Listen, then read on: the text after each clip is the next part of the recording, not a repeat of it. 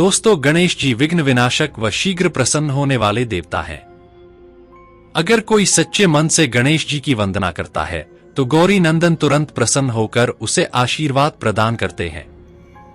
वैसे भी गणेश जी जिस स्थान पर निवास करते हैं, उनकी दोनों पत्नियां रिद्धि तथा सिद्धि भी उनके साथ रहती हैं। उनके दोनों पुत्र शुभ व लाभ का आगमन भी गणेश जी के साथ ही होता है। कभी कभी तो भक्त भगवान को असमंजस में डाल देते हैं। पूजा पाठ व भक्ति का जो वरदान मांगते हैं वह निराला होता है।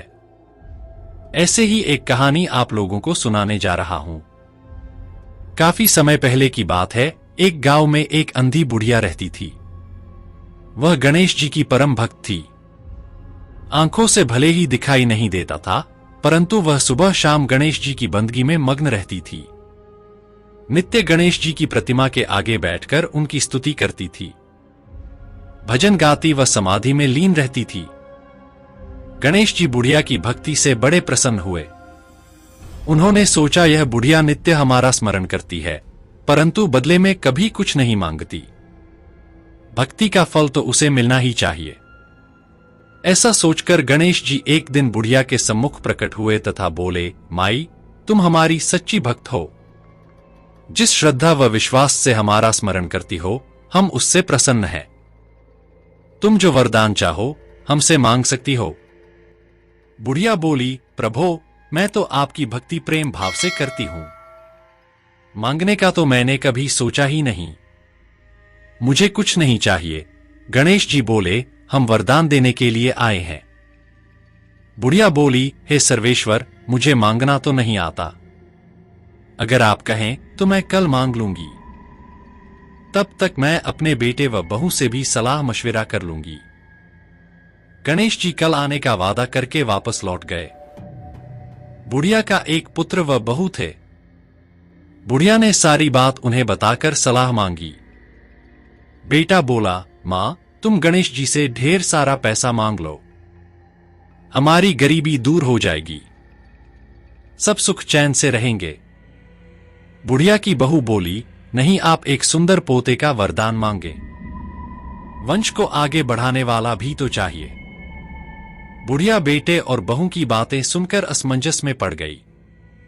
उसने सोचा, यह दोनों तो अपने अपने मतलब की बातें कर रहे हैं। बुढ़िया ने पड़ोसियों से सलाह लेने का मन बनाया। पड़ोसन भी नेक दिल थी। उसने बुढ़िया को समझाया कि तुम्हारी सारी जिंदगी दुखों में कटी है। अब जो थोड़ा जीवन बचा है वह तो सुख से व्यतीत हो जाए। धन अथवा पोते का तुम क्या करोगी? अगर तुम्हारी आंखें ही नहीं हैं तो यह संसारिक वस्तुएं तुम्हारे लिए व्यर्थ हैं।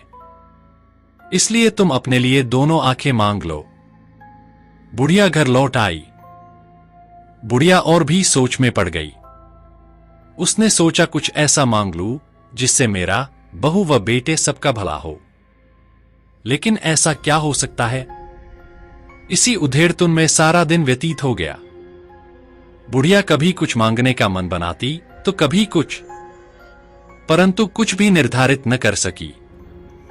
दूसरे दिन गणेश जी पुनः प्रकट हुए तथा बोले, आप जो भी मांगेंगे वह हमारी कृपा से हो जाएगा। यह हमारा वचन है। गणेश जी के पावन वचन सुनकर बुढ़िया बोली, हे गणराज, यदि आप मुझसे प्रसन्न हैं तो कृपया मुझे मन इच्छित वरदान दीजिए। मैं अपने पोते को सोने के गिलास में दूध पीते देखना चाहती हूं। बुढ़िया की बातें सुनकर गणेश जी उसकी सादगी व सरलता पर मुस्कुरा दिए। बोले, तुमने तो मुझे ठग ही लिया है। मैंने तुम्हें एक वरदान मांगने के लिए बोला था, परंतु तुमने तो एक वरदान में ही सब कुछ मांग लिया। तुमने अपने लिए लंबी उम्र तथा दोनों आंखें मांग ली हैं।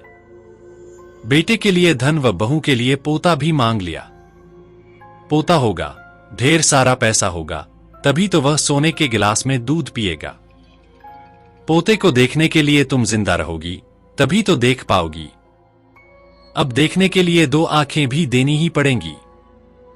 फिर भी वह बोले, जो तुमने मांगा वे सब सत्य होगा। यूं कहकर गणेश जी अंतर्ध्यान हो गए।